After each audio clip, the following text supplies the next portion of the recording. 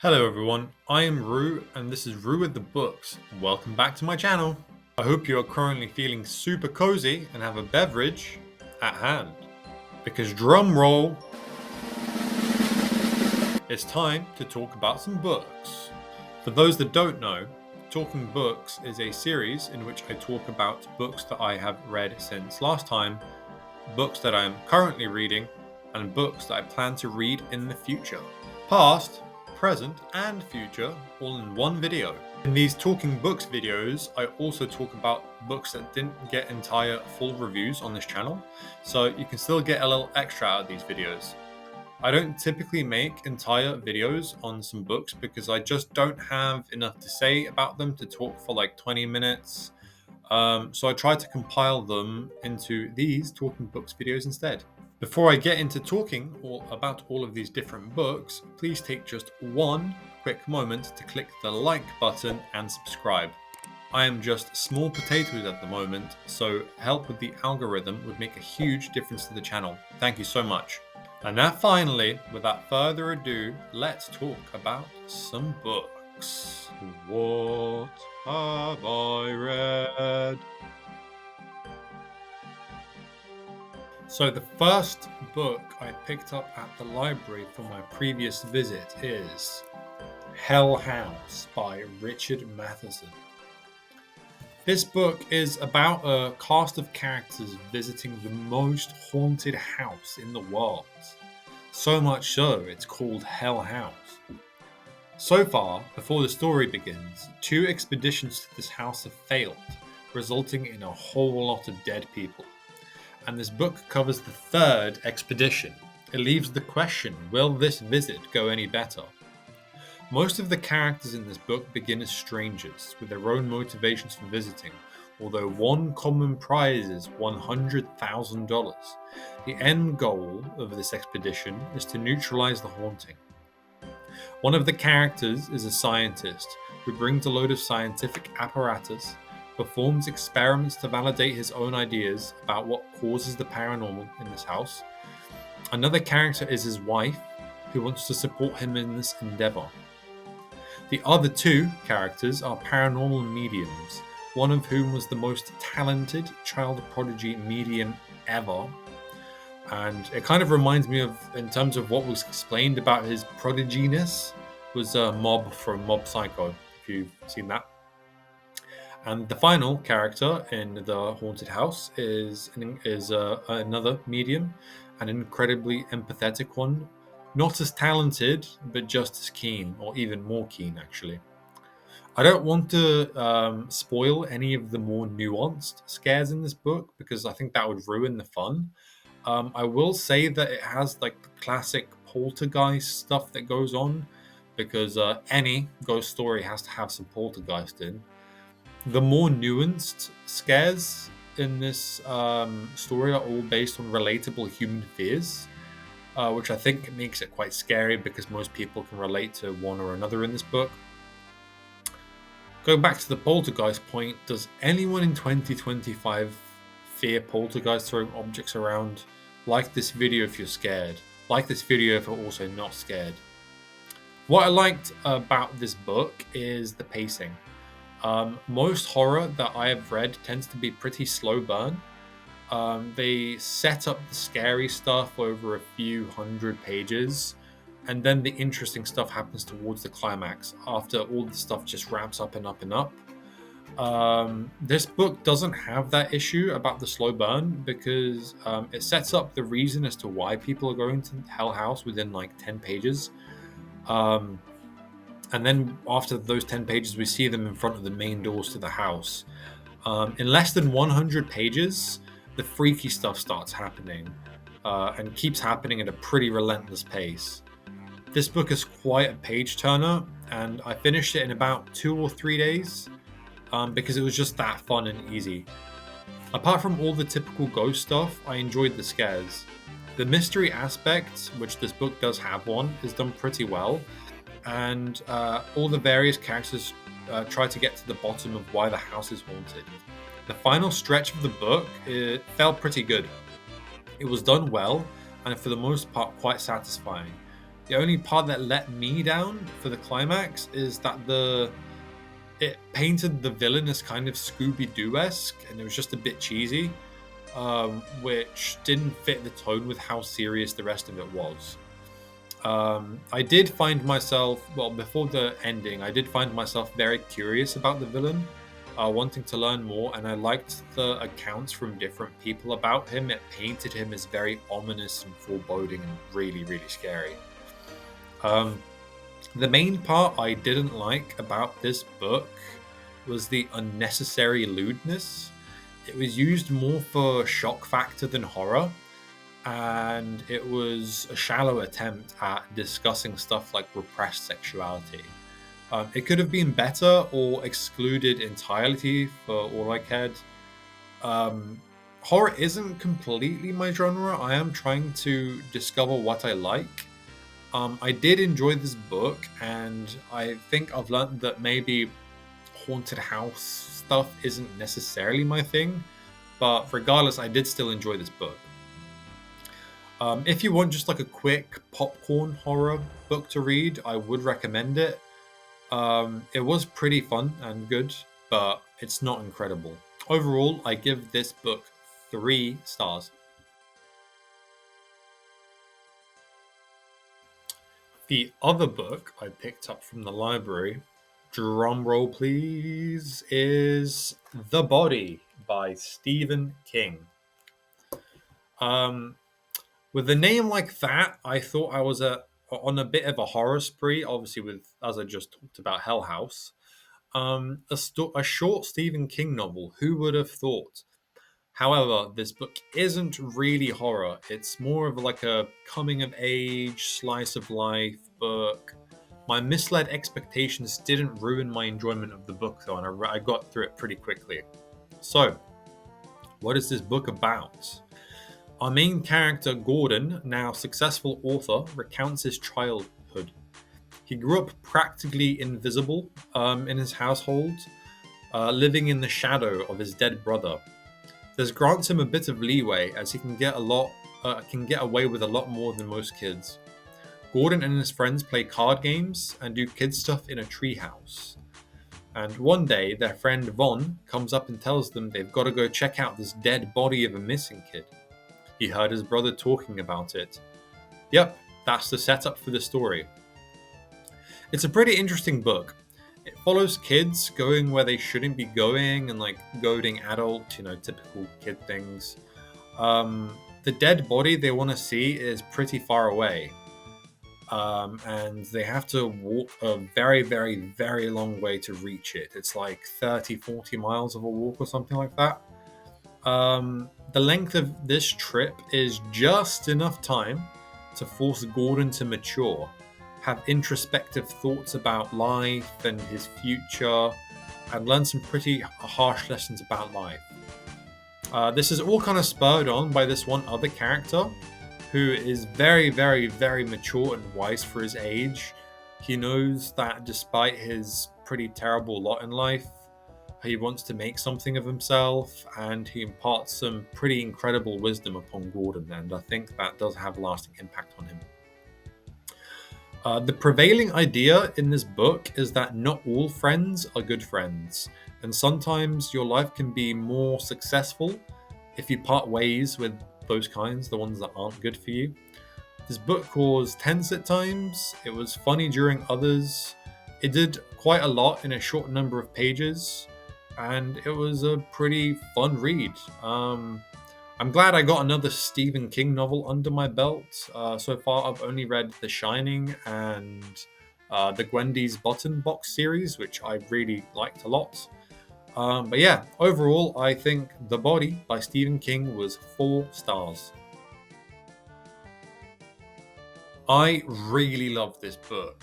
If you would like to watch me do a full 20-minute review of it, you can click the card somewhere next to me and watch that and be redirected to it.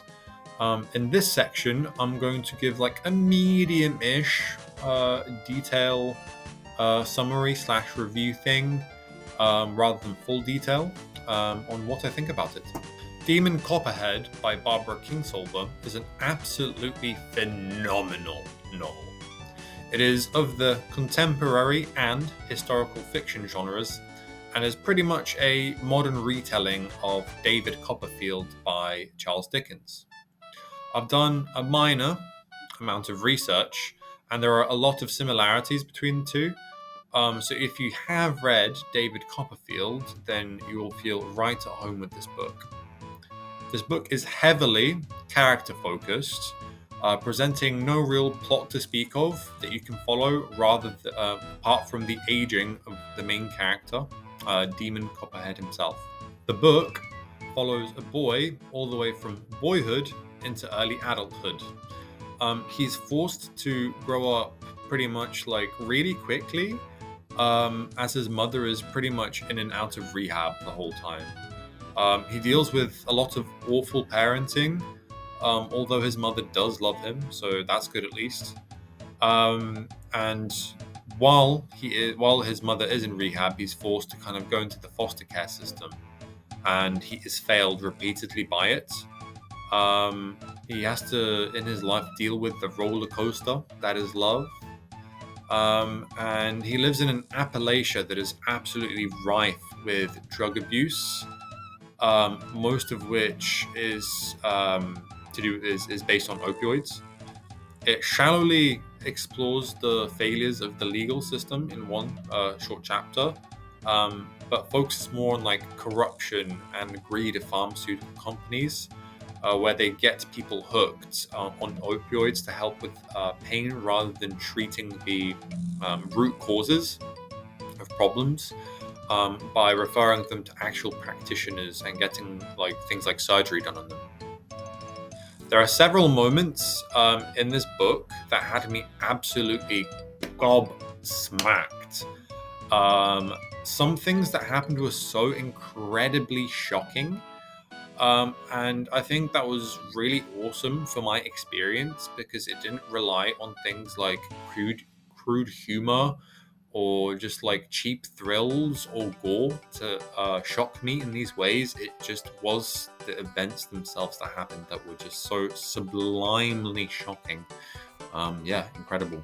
Not everything that happens in this book is bad. Sure, a lot of bad things happen to our main character, and those things kind of like warp his perception of the world around him. However, a lot of good things happen in this book too. It fills it with a sense of hope and optimism that life can get better. And that feeling lets us root for Demon, hoping that he can make it through to the other side of whatever bad thing is happening. There are a load of important characters in this book that are heavily involved in Demon's life. Many of them go through their own character stories throughout and grow up alongside Demon. We do see the positive influences on him through people that are like neighbors or teachers or counselors, I think even therapists, and we see the positive influences on him. But yeah, we also do see some negative influences from some kind of parental figures and friends as well. If you are in the mood for a contemporary fiction novel and you are a character-focused reader, I absolutely urge you to read this book. It's one of those books where when I was reading it, I was just absolutely locked in and hours could pass me by. I rated it 5 stars. If you've read it, what did you think and what did you rate it? If not, did I convince you to pick it up? Let me know. At the moment of recording this video, I finished this book yesterday. Let's go. I plan to get a full video review out of this book next week, so think of my thoughts in this video kind of as a teaser of what I plan to say in just 1 week. So, Mistborn, the Final Empire. I'm super glad that I finally got around to reading this book and embarked upon my Cosmere journey. I've mentioned before on this channel that I plan on eventually reading all of the Cosmere, at least the main books. So this was the starting point that I decided on, based on Brandon himself's own recommended reading order. This book was super cool. It follows two main protagonists, Kelsier and Vin. Kelsier is kind of like a happy-go-lucky, super talented, mega powerful Mistborn. A Mistborn in this book is a term for someone that can burn all 8 primary metals in the magic system, as opposed to a misting who can burn just one. Most people are mistings and not Mistborn.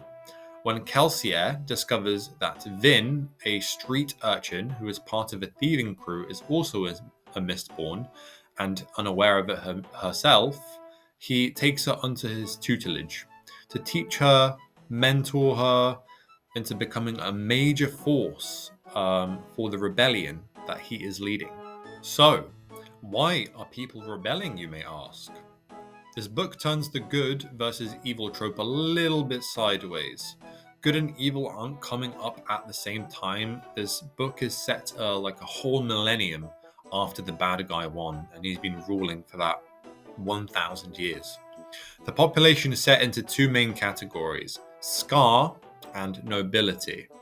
There are a few other categories like the Obligators and the Inquisition, but I'm not going to talk about them in this part because it's not that important for what I'm trying to say here. The Nobility are people who have been basically nepotismed for these 1,000 years because their ancients supported the Lord Ruler on his come up.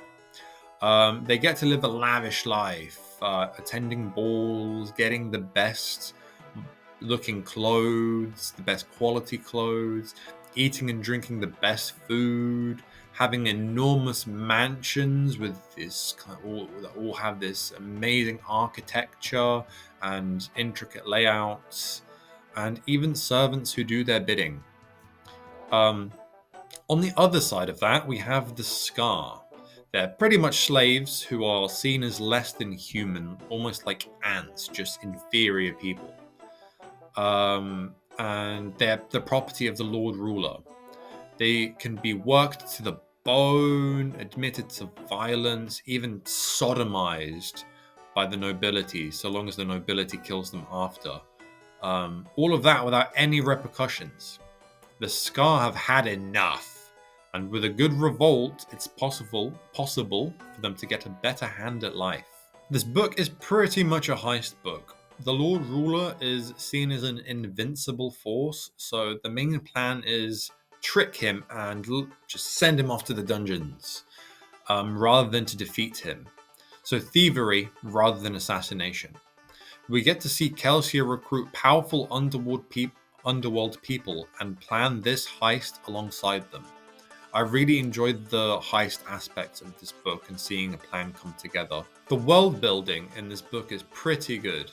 Pretty great even. Sanderson includes little snippets of backstory and lore prior to the chapters beginning properly, which gives some good context as to how things became as they currently are in the book. We get a good feeling of the architecture in this world with descriptions of all these lavish, incredible buildings within the capital city, Lutherdale, and the countryside too. And we get a feeling for how gritty and kind of gothic it is with the ash falling and just the descriptions of the architecture itself. My favorite part of this book was learning about the magic system. I already have a slight summary of how it works with the 8 primary metals. And essentially all of the metals have a different purpose that a person can burn them for, right? So for example, burning pewter just makes them strong and stronger and more resilient. And then there's a whole 7 other metals, and then 2 other metals, and then a mythical other metal. It's pretty sick. But separate to this main magic system is an alternative magic system based on the primary one, which I found super interesting. This separate magic system, it's pretty much parallel, is used by a different race of people. And I found that to be a very interesting world-building device. There is mention of loads of other languages and religions that have essentially lost because they've been over time wiped out by the Lord Ruler. which adds once again to how kind of the depravity of the situation with all these scar slaves and all these cultures and languages and religions that have been wiped out over time. It was a really great book. I really enjoyed it. I definitely look forward to continuing the trilogy, and it won't be long until I start the next book. Definitely not. I rated this book 4 stars. Look forward to the full video review next week. Currently reading. Pretty much everyone knows who Sherlock Holmes is. He's one of the most popular detective story protagonists in the world. There is an alternative to Sherlock with Poirot, and Poirot has a little bit of a different feel with a different way of coming to conclusions and solving mysteries. Sherlock Holmes was written by Arthur Conan Doyle, whereas Poirot was written by Agatha Christie. One of the main selling points for Sherlock Holmes is the way that he is able to deduce things. He talks frequently about his powers of observation and lightheartedly makes fun of his sidekick, Watson, for lack thereof. An example of how terrifying his power of observation is he says that Watson has a window on the specific side of his room without prior knowledge of Watson's living arrangements, because he notices almost like a gradient in Watson's shaving. And he can deduce how the sunlight falls into the room, and that affects how Watson shaves. And he puts himself into Watson's shoes for a second to consider it, essentially. Sherlock Holmes is able to tell so much about a person from just a few simple observations, and that is the crux of how he solves his mysteries. I have read a Poirot book, and funnily enough, it was also a short story collection. Either way, I felt kind of in the mood to try pick up some Sherlock Holmes, as I have never read Doyle stories before. I'm reading The Adventures of Sherlock Holmes, which is a compilation of 12 different Sherlock Holmes stories, and I think that's probably enough to get a flavour for it. Sherlock Holmes is now a classic, and this book joined the public domain. So, if anybody watches this video and gets a feeling to pick up some Sherlock Holmes, so long as you're okay with digital copies, you can now get it for free. I have currently read 4 of the short stories.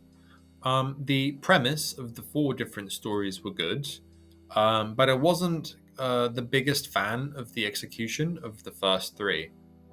My favorite premise was the League of Red-Headed Men, where essentially a philanthropist made a trust for red-headed men to make up for their mistreatment by giving them a simple part-time job that pays a good wage for time to come, right?